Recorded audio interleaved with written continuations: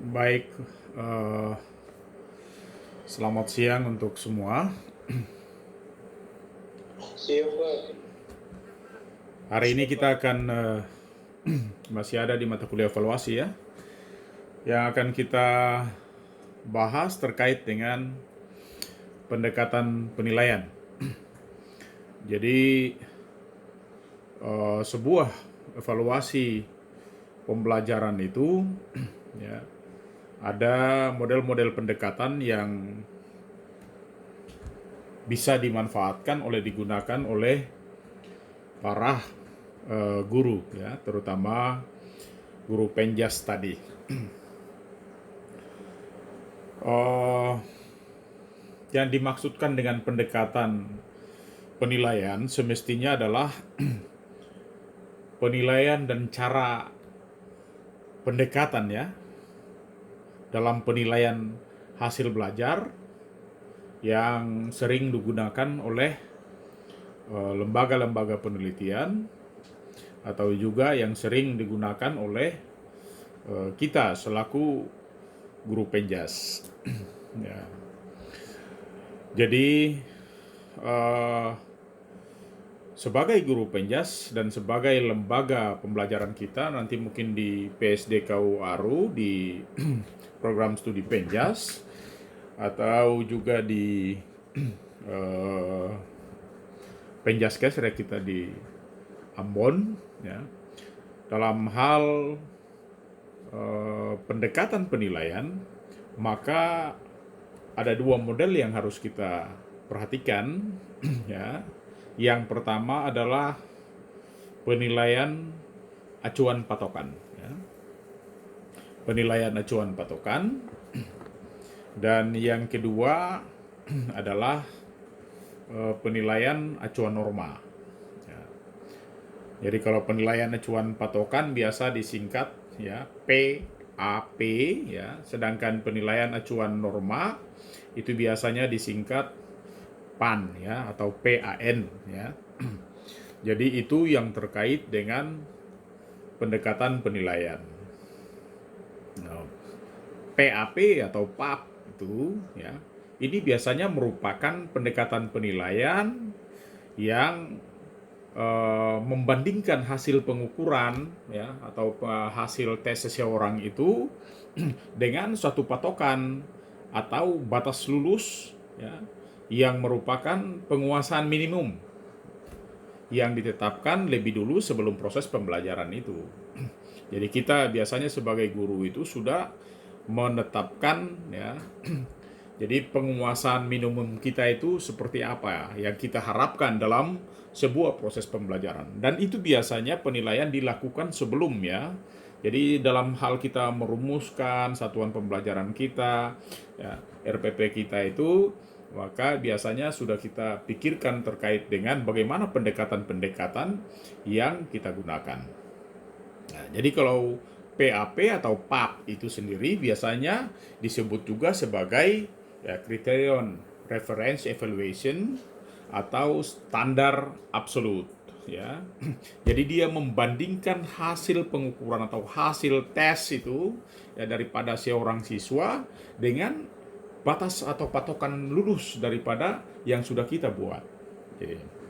Jadi sekali lagi PAP atau PAP itu ya, itu acuan patokan itu merupakan pendekatan penilaian yang membandingkan. Jadi hasil pengukuran kita terhadap seorang siswa itu dibandingkan dengan suatu patokan atau batas lulus yang merupakan penguasaan minimum, bukan maksimum ya, bukan maksimum, tapi penguasaan minimum artinya batas bawah.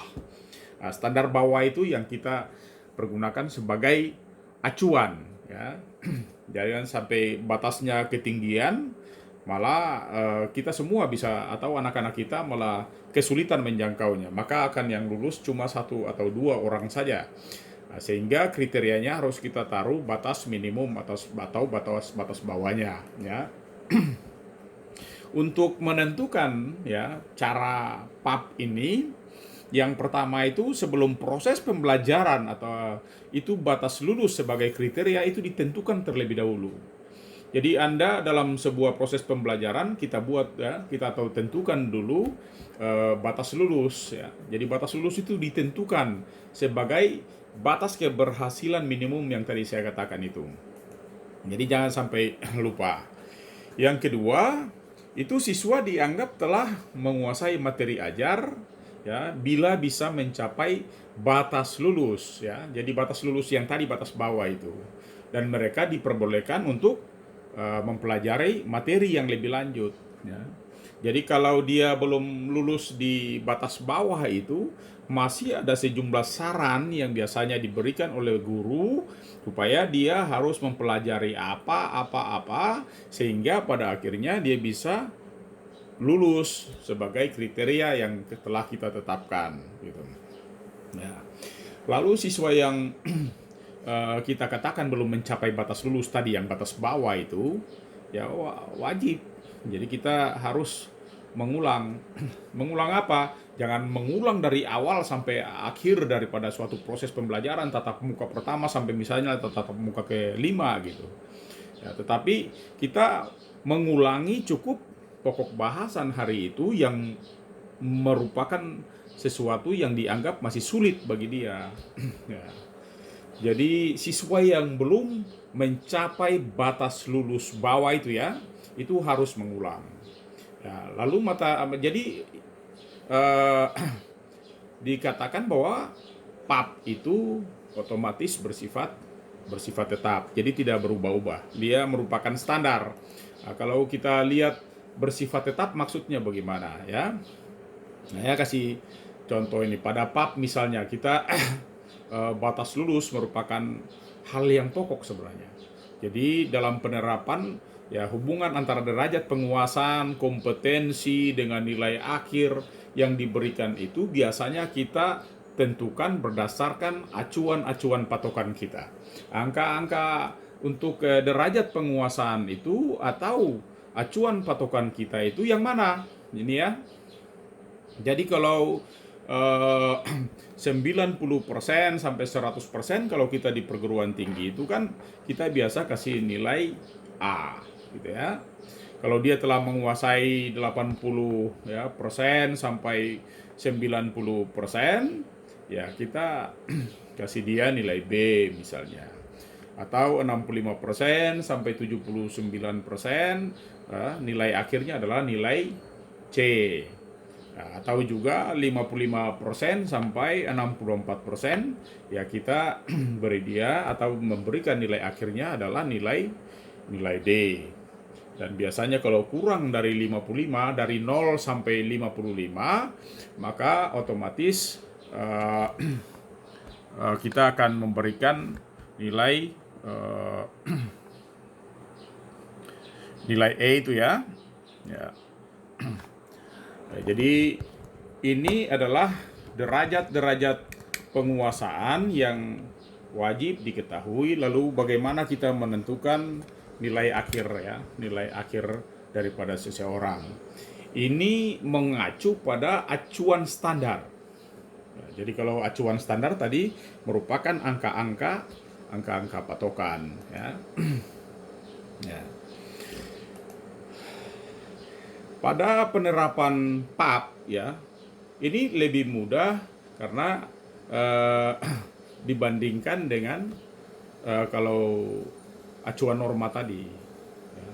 Karena apa? Karena PAP itu kita tidak membutuhkan atau tidak ada perhitungan statistik. Jadi tidak ada perhitungan itu.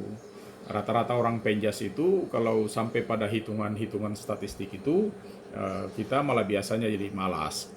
Nah, di situ kalau PAP itu tidak karena kita langsung mengacu pada patokannya. Sedangkan angka mental ya, angka mentah hasil ujian yang telah dihaluskan dalam bentuk persentase itu bisa secara langsung diterapkan pada skala nilai tersebut tadi ya. Kita kasih contoh saja ya. Misalnya siswa memperoleh angka mentahnya 75. Jadi waktu kita memberikan pengukuran kepada dia, misalnya di mata kuliah atau di mata pelajaran senam, ya, kita memberikan pokok bahasan misalnya kopsten, ya. Setelah kita memberikan kopsten itu, ya, karena masih kakinya naik tidak lurus, ya, ujung jarinya masih mencangkul, ya, posisinya seperti cangkul, lalu kemudian masih goyang-goyang, tidak bisa bertahan lama, ya, misalnya kita kasih skor dia 75. Nah, untuk ujian objektif, ya.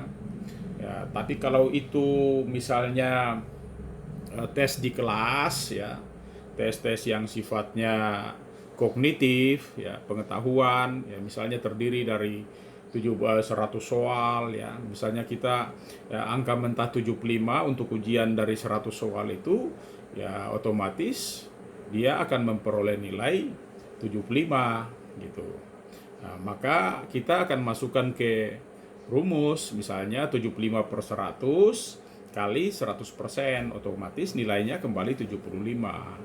Ya, kalau 75 itu kan sama dengan nilai C, ya. Sedangkan batas lulus misalnya kita tetapkan itu 70%. Ya.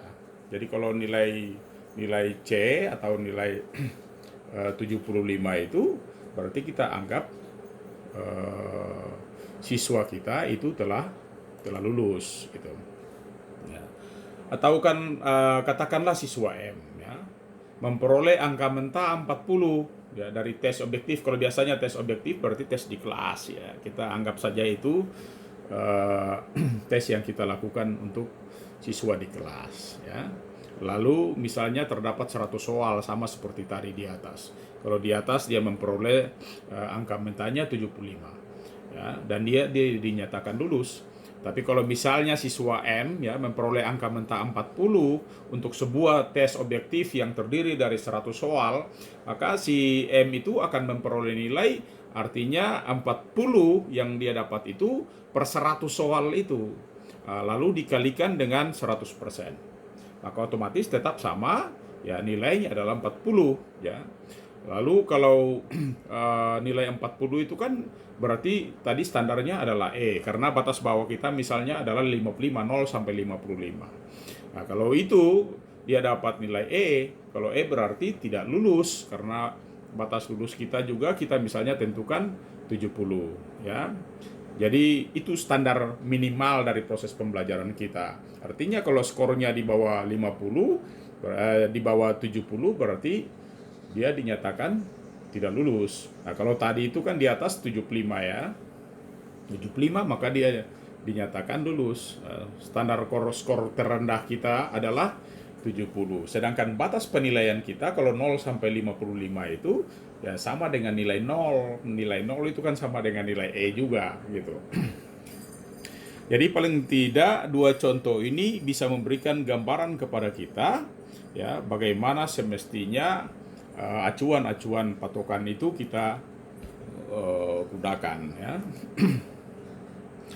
Yang berikut adalah penilaian acuan norma, ya. Apa itu, ya, pengertiannya?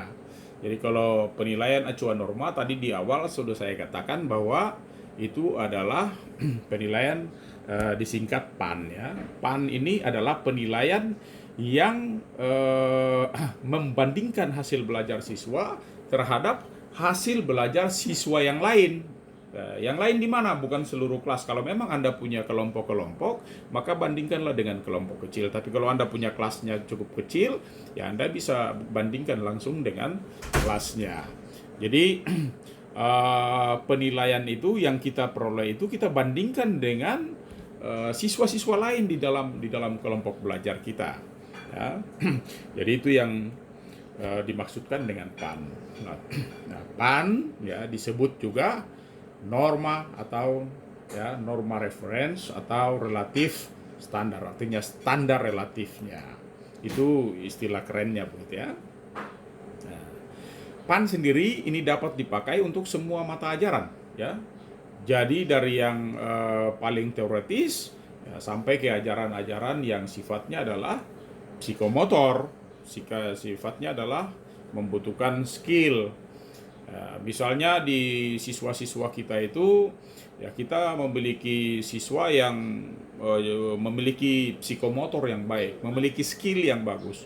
Waktu disuruh dia roll depan bagus, disuruh dia roll belakang ya juga bagus, disuruh dia handstand bagus, disuruh dia kopstand juga bagus, mungkin disuruh dia salto juga bagus ya. Apakah kita mau menggunakan dia sebagai standar kita? Ataukah standar itu juga terlalu tinggi?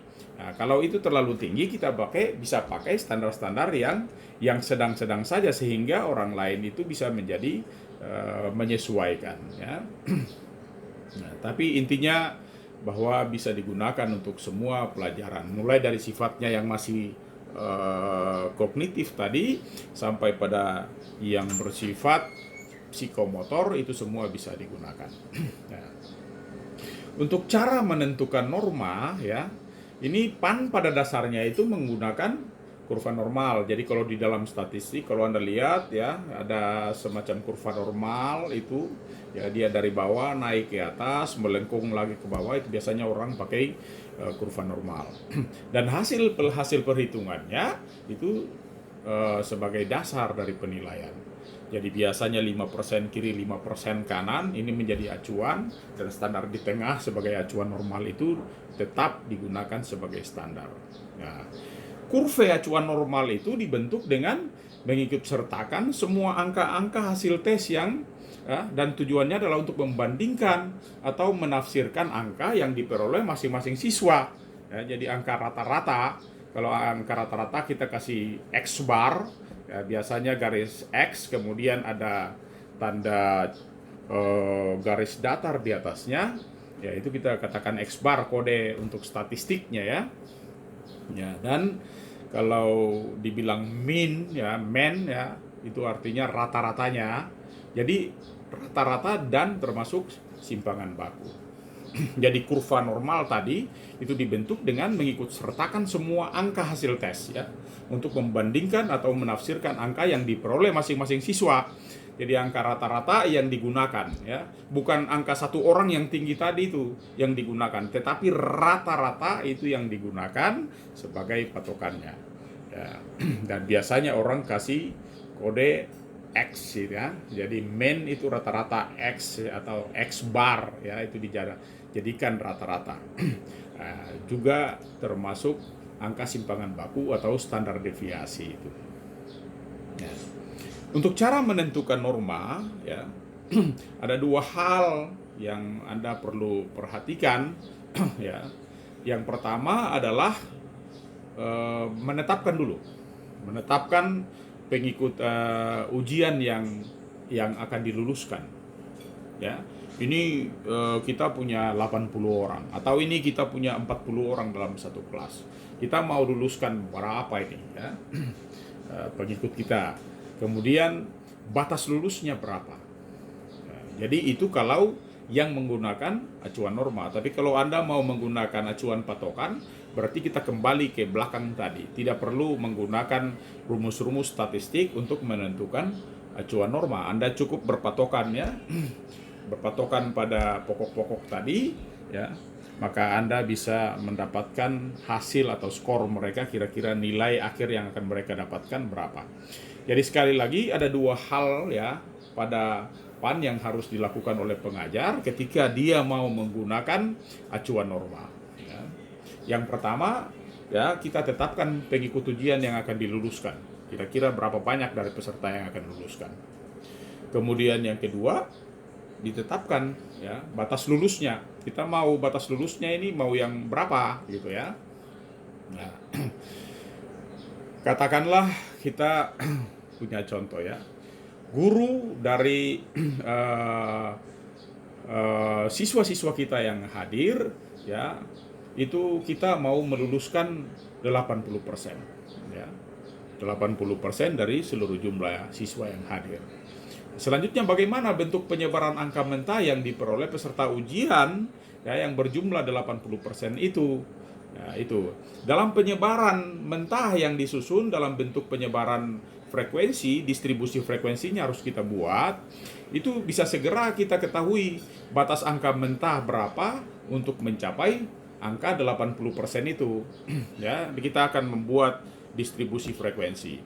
Dan saya yakin bahwa di mata kuliah statistik itu Anda sudah bisa mendapatkan bagaimana cara membuat distribusi frekuensi itu, ya. Jadi jumlah siswa yang memperoleh angka mentah tertinggi, ya, misalnya angka mentah tertinggi ya kita taruh di situ 100, ya. Lalu kita mulai berturut-turut ke bawah, kita menentukan sampai ke batas yang paling rendah, ya. Jadi inilah yang dikatakan batas lulus. Jadi jumlah siswa yang memperoleh angka mentah tertinggi itu kita susun berturut-turut ke bawah, dan batas itulah yang dinyatakan sebagai batas lulus. Ya. Anda lihat ini ada punya kurva normal, ya. Batas lulus bisa dikaitkan dengan data-data statistik karena itu terkait dengan angka-angka dari penyebaran angka-angka mentah itu, ya. Yang angka rata-rata kalau kita kasih kode X, ya, X besar ya, bukan X kecil, dan angka simpangan baku misalnya atau standar deviasi kita kasih kode adalah SD atau deviasi standar, ya. Ya, nilai akhir yang diberi berdasarkan penyimpangan baku angka mentah, ya. Jadi angka mentah terhadap angka rata-rata. Jadi kita mencari dulu angka dari jumlah skor tertinggi sampai terendah. Kita mencari dulu angka untuk mendapatkan rata-ratanya. Biasanya menggunakan rumus apa? Sigma X per N, ya, itu biasanya ada. Dan setelah angka mentahnya itu kita sudah dapatkan, kita ada di bawah akan pakai kodenya adalah X besar. Ya, jadi batas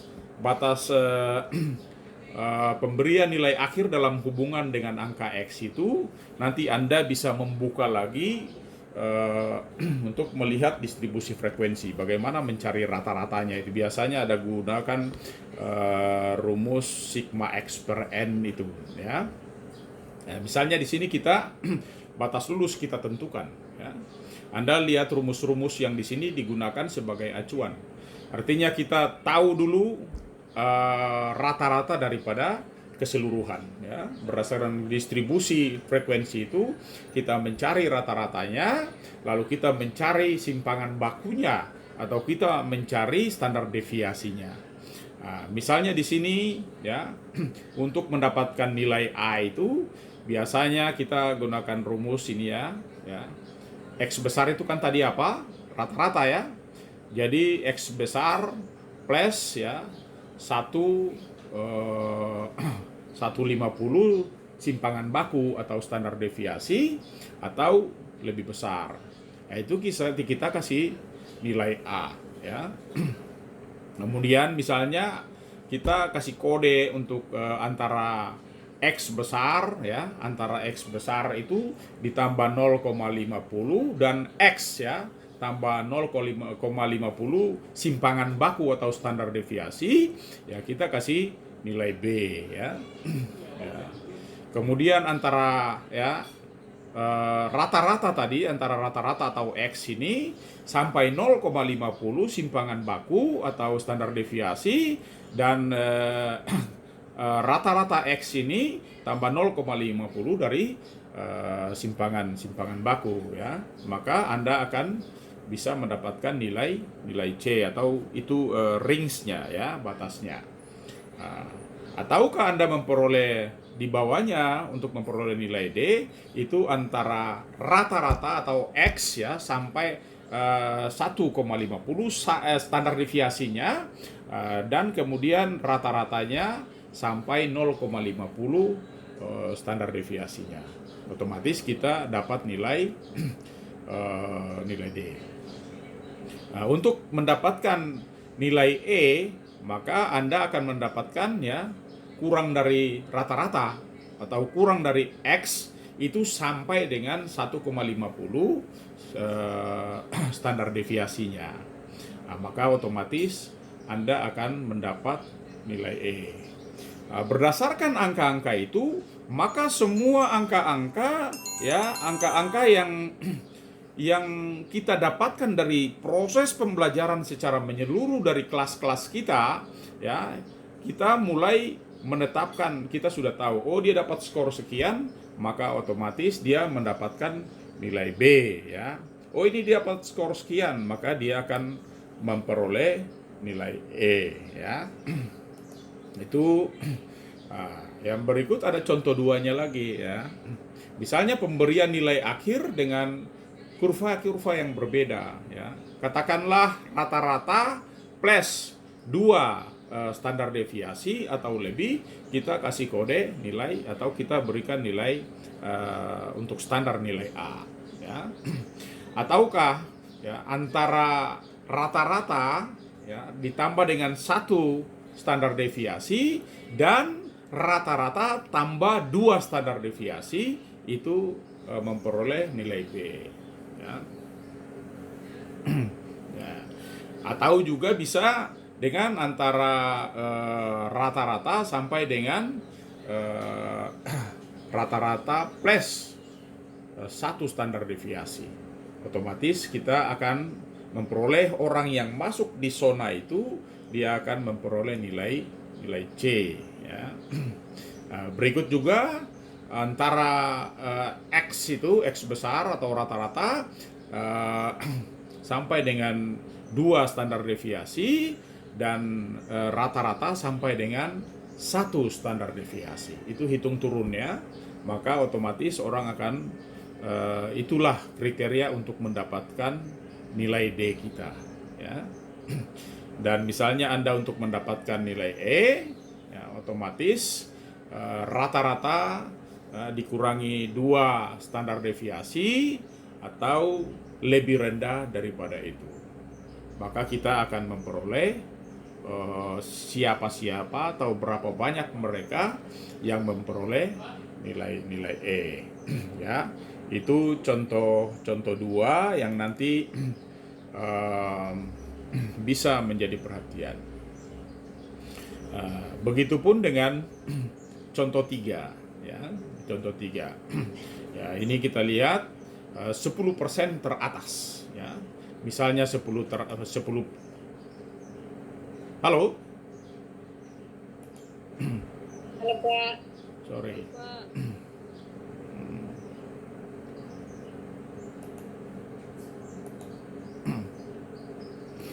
Ya, jadi kita halo? Halo Pak. Ya. Ada informasi apa? Tidak ya? Halo Pak. Ya. Ya, kita lanjut berarti ini terakhir, ya. Sedangkan yang contoh ketiga ya Anda lihat, kita pakai misalnya standar 10%, ya, 10% teratas, ya. 10% teratas itu kita kasih standar nilai A. Jadi dari jumlah skor yang kita pasang dari nilai tertinggi sampai nilai terendah itu, kita ambil 10% teratas, ya, otomatis mereka itu akan memperoleh nilai A. Ya, kemudian 20% di bawahnya, ya, tidak termasuk yang 10% tadi itu. 20% di bawahnya otomatis masuk dalam klasifikasi nilai B. Nah, kemudian 40% di bawahnya lagi otomatis klasifikasinya adalah nilai C, ya. Kemudian 10% di bawahnya lagi otomatis akan memperoleh nilai D. Dan seperti yang di pertama, 10% terbawah, ya, atau nilai yang paling rendah, ya, 10% nilai yang paling rendah di bawah, otomatis kita kasih nilai E. Nah, ini 3 contoh dari bagaimana seseorang menggunakan acuan norma, ya, untuk memberikan penilaian kepada siswa-siswanya.